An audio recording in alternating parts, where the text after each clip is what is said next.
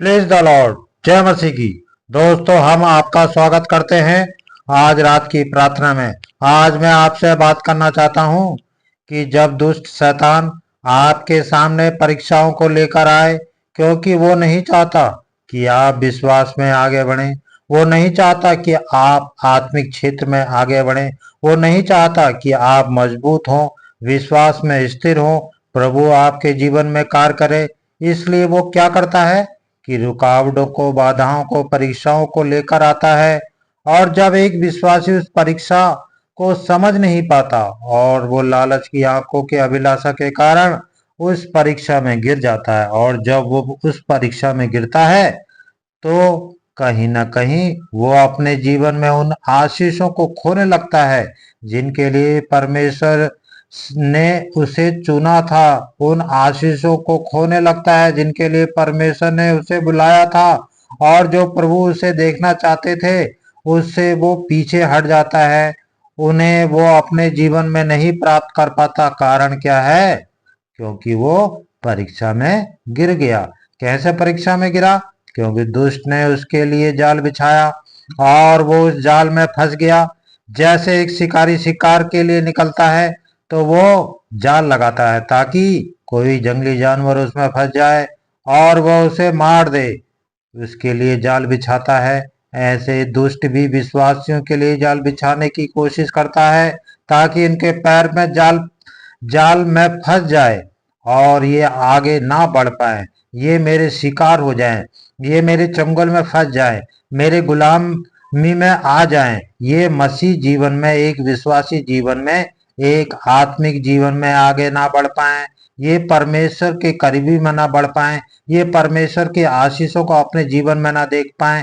ऐसे उसने यूसुफ के जीवन में करने की कोशिश की। उसने यूसुफ के लिए जाल बिछाया ताकि यूसुफ रुक जाए और वो उस आशीष को ना देख सके जिसके लिए परमेश्वर ने उसके लिए वादा किया है। और वो जाल क्या था? एक बहुत बड़ी परीक्षा उसके जीवन में। वो परीक्षा कुछ इस प्रकार थी कि जो पोतीफर था, उसकी वाइफ ने यूसुफ को कई बार गलत करने के लिए उस्काया। और यहाँ पर लिखा है 10 पद 39 अध्याय में आप पढ़ेंगे। यहाँ लिखा है कि ऐसा हुआ कि वह प्रतिदिन यूसुफ से बातें करती रही, रोज, एक दिन नहीं कहा उसने इस बात को। उसने कई बार इस बात को कहा। क्यों? क्योंकि उसे यूसुफ अच्छा लगता था। यूसुफ के लिए लिखा है कि वो एक रूपवान था, वो सुंदर था, वो एक्टिव था, परमेश्वर उसके साथ में था, लोग उसकी सराहना करते थे, उसकी तारीफ करते थे। उसके स्वामी ने उसे अपने घर का अधिकारी बनाया था। इसलिए जो पोतीफर की वाइफ थी, उसके मन के अंदर यूसुफ के प्रति कुछ बातें, गलत विचार उत्पन्न होने लगे और वह उससे कहने लगी इस बात को। और एक दिन नहीं बल्कि प्रतिदिन जब भी उसे मौका मिलता वो यूसुफ से इस बात को कहती। अब वो इस तरीके से यूसुफ की अधिकारी थी। यूसुफ हो सकता था कि उसकी बात को मान लेता, उसको खुश करने के लिए उसकी बात को मान लेता और वो गलत काम कर लेता। लेकिन जानते हैं यहाँ पे क्या हुआ? यूसुफ ने उसकी बात को नहीं माना।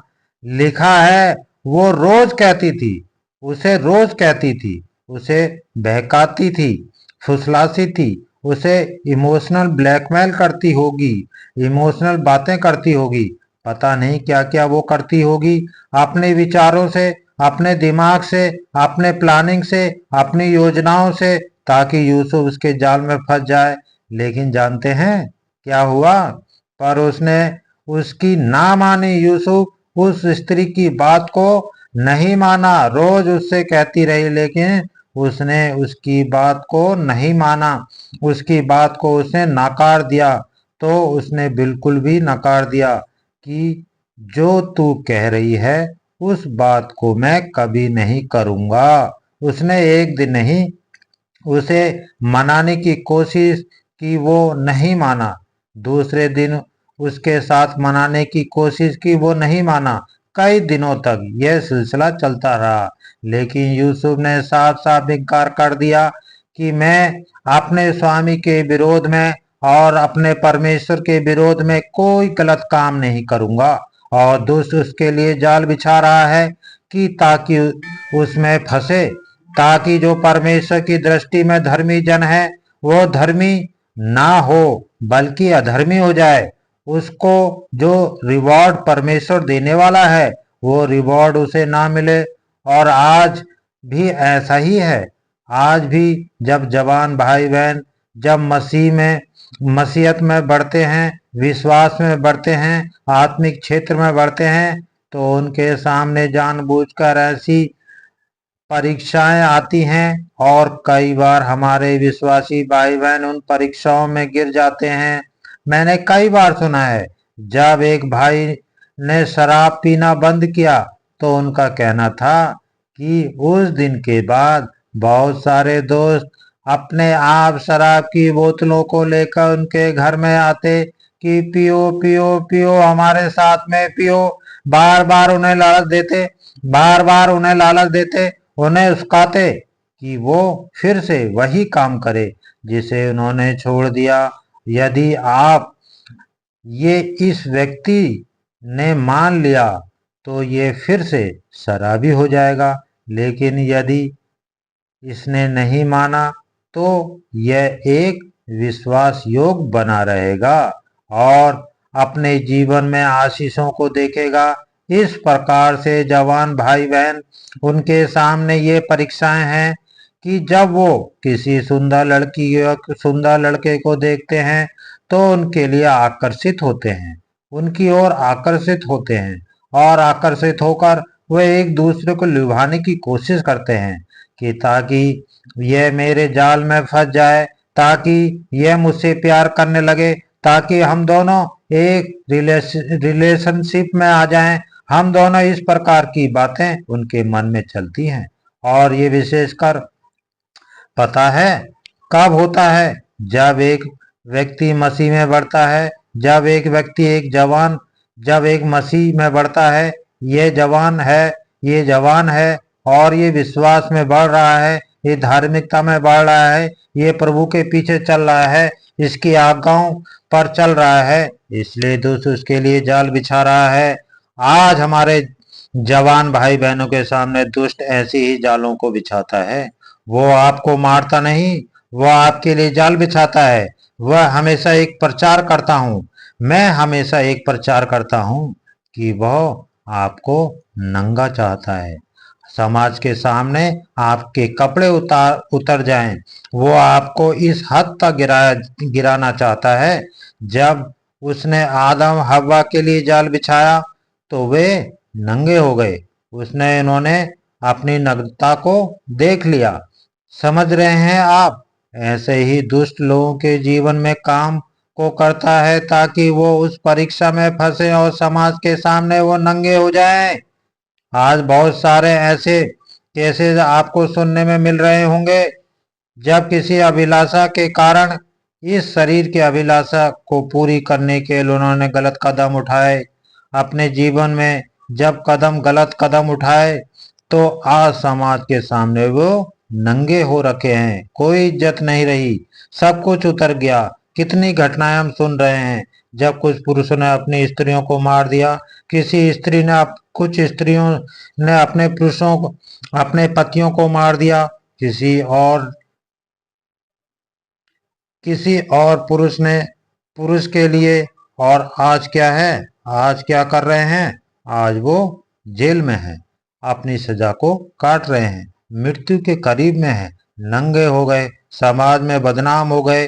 जीने की अब कोई रास्ता उनके पास नहीं रहा, केवल इस शारीरिक अभिलाषा के कारण। लेकिन यूसुफ ने हम लोग सीखते हैं, यदि आप एक विश्वासी हैं, यदि आप प्रभु के पीछे चल रहे हैं तो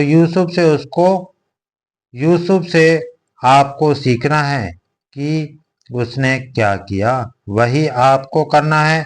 बार बार आपके सामने परीक्षाएं आएंगी, आपको बहुत सुंदर सुंदर लड़कियां दिखेंगे, आपको सुंदर सुंदर लड़के दिखेंगे, जिनको देखकर आपके मन में भावना उत्पन्न होगी, लेकिन उस समय आपको परमेश्वर के प्रति विश्वास योग्य रहना है। आपको अपने जीवन में कोई ऐसा कदम नहीं उठाना है जिस कदम को उठाकर आप परीक्षा में गिर जाएं। आपके लिए बहुत मुश्किल हो जाएगा फिर उठना और आगे बढ़ना, क्योंकि आप समाज के सामने बेइज्जत हो चुके होंगे। तो इसलिए आपको समझना है कि इससे पहले कि ये दिन आपके जीवन में आए, आपको पहले ही समझ लेना है। यदि आप कर चुके हैं तो आपको इन बातों से दूर भागना है, और यदि आप फंस चुके हैं तो ऐसे जाल में से अब आपका समय है कि आप उस जाल से बाहर निकलें, क्योंकि परमेश्वर आपको निकालना चाहते हैं उस जाल से बाहर। परमेश्वर आपको उस जाल में फंसे रहने नहीं चाहते। प्रभु चाहते हैं कि आप उस जाल से छुटकारा पाएं, क्योंकि आपके लिए और उत्तम रखा हुआ है। आने वाले दिनों में आप बहुत आशीषों को आप अपने जीवन में देखेंगे। एक उत्तम, एक अच्छे लाइफ पार्टनर को, अच्छे व्यक्ति को आप मिलेंगे। इसके लिए इसने आगे चलकर एक दिन ऐसा आया जब पोतीफर की वाइफ ने यूसुफ को अकेला पाकर उसे पकड़ लिया और उसे गलत काम करने के लिए मजबूर कर दिया। लेकिन यूसुफ ने अपने कपड़े वहीं छोड़कर वहां से भाग निकला, और तब इस स्त्री ने ये माना कि यह मेरे जाल में नहीं फंसने वाला, इसलिए उसने उस पर झूठा आरोप लगा दिया कि इसने मेरे साथ रेप किया है। उसने उसको उस पर झूठा आरोप लगा दिया। यूसुफ ने छोड़कर भाग गया, क्योंकि यूसुफ समझता था इस बात को कि यदि मैंने ये काम कर लिया तो मैं अपने स्वामी की दृष्टि में, अपने परमेश्वर की दृष्टि में विश्वास योग्य अविश्वास योग्य ठहर जाऊंगा, और फिर मेरे पास कोई आशा नहीं, कोई उम्मीद नहीं रहेगी। मैं समाज के सामने नंगा हो जाऊंगा। इसलिए मैं परमेश्वर की दृष्टि में कोई गलत काम नहीं करूंगा। मैं अपने स्वामी की दृष्टि में कोई गलत काम नहीं करूंगा। इसलिए उसने क्या किया, उसने उस स्त्री को वहीं पर छोड़ा। उस स्त्री को वहीं पर छोड़ा, अपना कपड़े भी उसने वहीं पर छोड़े और वहां से भाग निकला। आपको भी भागना है, आपको भी ऐसे लोगों से भागना है। विशेषकर जवानों से मैं कहना चाहूंगा, यदि आपको अभी शादी की उम्र नहीं है, आप पढ़ाई कर रहे हैं, स्टडी कर रहे हैं, आपके पास कोई जॉब नहीं है, तो आपको इस टेंशन से भागना है। आपको स्थिर होना है। पहले एक अच्छी जॉब आपके पास होनी चाहिए, आपकी पढ़ाई अच्छी होनी चाहिए, फिर आपको विश्वासी और एक विश्वासी को ढूंढना है। परमेश्वर से प्रार्थना करने के बाद आप परमेश्वर आपको सही जीवन साथी देगा। तब तक अपने भाई बहन जितने भी जवान हैं उन सबको मैं यही कहूंगा कि आपको स्थिर बने रहना है। आपको परमेश्वर के प्रति अविश्वासी नहीं होना है, विश्वास योग बने रहना है। परमेश्वर चाहते हैं कि आप अपने शरीर को सुरक्षित रखें। वो आपको एक सही जीवन साथी देगा। आने वाले दिनों में आप प्रार्थना कीजिए, निश्चय आपको एक अच्छा जीवन साथी मिलेगा। आप जल्दीबाजी से शरीर की अभिलाषा, आंखों की अभिलाषा के कारण कोई भी गलत कदम अपने जीवन में ना उठाएं। चाहे आपको सामने वाला कितना भी सुंदर दिख रहा है, लेकिन उसकी ओर आकर्षित ना हो, उसकी ओर आकर्षित ना हो, क्या करें, प्रार्थना करें, प्रार्थना कीजिए। प्रार्थना के द्वारा आपको सही जीवन साथी मिले, ताकि आप आने वाले दिनों में एक खुशहाल परिवार को देख सकें। बहुत सारे ऐसे हैं जिन्होंने डिसीजन ले लिया कि हम एक दूसरे से शादी करेंगे, शादी भी कर दी, लेकिन वो 2 महीने बाद क्या हुआ, डिवोर्स। 2 महीने बाद क्या हुआ, मर्डर कर दिया। 2 महीने बाद क्या हुआ, किसी और के साथ में रिलेशनशिप। ये सब कुछ खराब हो गया, सारा परिवार टूट गया, बिखर गया, समाज में बदनामी हो गई, नग्न हो गए समाज में। इसलिए आप सभी को जल्दबाजी या डिसीजन ना लें। यूसुफ की तरह अपने परीक्षाओं से भागने की कोशिश करें। यदि आप कर चुके हो तो आप प्रभु के माफी मांगे और आगे बढ़ें। जितना हो सके इस परीक्षा से भागने की कोशिश करें। सो प्रभु आपको इस वचन के द्वारा बहुत आदर से आशीष दे। आमीन।